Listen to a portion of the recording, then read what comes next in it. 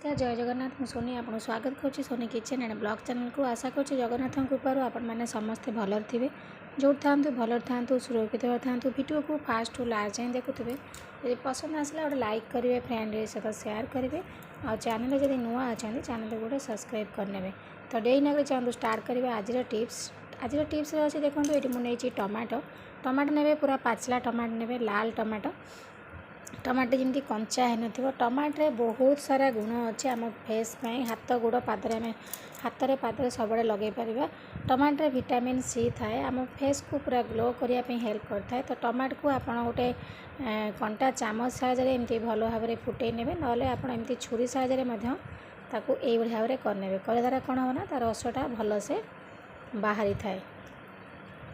देखो एमती करने तार रस बाहरी आसला तो भल भाव में एमती छुरी मार देखो ये भल भाव में छुरी मारने गली। तो तापर आम टमाटो देहरे नहीं जावा हलदी गुंड रे बहुत सारा गुण थाए। ये मु घरे प्रस्तुत करिया हलदी गुंड नहीं आप मार्केट मिलता हलदी गुंड नहीं पारे ना कस्तूरी हलदी गुंड मार्केट मिलूँ नहीं ये मु घरे प्रस्तुत करिया हलदी गुंड नहीं।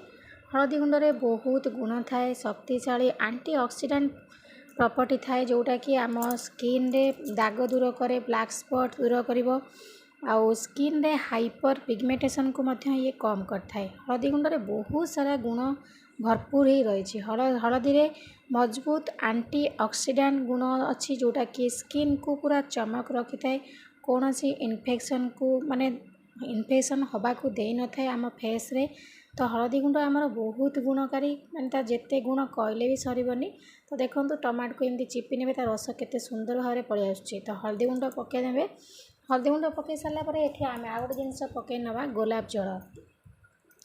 गोलाप जल खरा दिने आम फेस जो जलापोड़ा होता है बहुत गरम को जली थाए तो गोलाप जल कौन करना आपणकर फेस को पूरा ठंडा रखिबो स्किन को पोषण दे थाए। गोलाप जल गरम रे सब प्रकार समस्या दूर करता स्किन रो ए गोलाप जल स्किन को पूरा मॉइस्चर करिवो स्किन को जलिबारु रक्षा करता कौन सी एलर्जी होगा दे न थाए स्किन को पूरा पोषण मिलता है। आम जदि गोलाप जल लगेगा ता सहित आपणकर फेस पूरा ग्लो करिवो आकु आपण हाथ पाद बेक आ मुह सबुआड़े जो देखा आपन को आकु लगे पारे आकु छोट पिला आउ जेकोसी बयस लोक मैंने यूज करें। तो देखो ये मुझे हाथ में लगे देखी नौ। तो यही भाव में जब आप खरा दिने आपणकर मुहरे बेकरे हाथ में सबुआड़े मसाज करेंगे ये जो टमाटर ये जो देखली आप पकईकि तो आपणकर फेस रे कौन सी प्रकार प्रोब्लेम रही टैनिंग दूर हम झाया पिगमेंटेशन दूर हम स्किन को पूरा ग्लो कर स्किन आपणकर ठंडा रहिबो। तो नुआ चमक गोटे आप स्किन रे पाइबे। तो निश्चित भाव में सुंदर टिप्स टी आप अप्लाई करके देखंतु केते सुंदर ग्लो करिवो आपणकर फेस।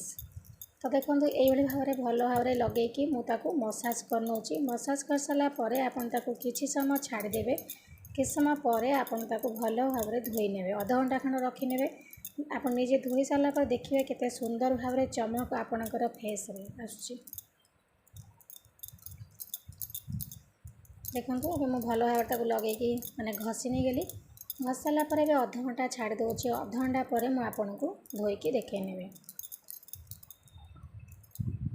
मु अध घंटा पर मो हाथ को धोई नहीं धोई सारापर केते सुंदर भाव में ग्लो करुच्ची। तो यही भाव में आप खरा दिने लगातु आपणकर फेस को पूरा ठंडा रखिबो ता सहित टैनिंग हाइपर पिगमेंटेशन सब प्रकार प्रोब्लेम आपणकर फेस रो दूर हो जिवो। तो आशा करछि आज ये सुंदर टिप्स टी आपको पसंद आसथिबो यदि पसंद आसता गोटे लाइक करेंगे फ्रेंड सहित सेयार करेंगे और चैनल जब नुआ अच्छा चैनल गोटे सब्सक्राइब करने। तो आज मुझे विदाय नौ पुणी देखा आप सहित नेक्स्ट वीडियो से पर्यंत रोचे नमस्कार जय जगन्नाथ।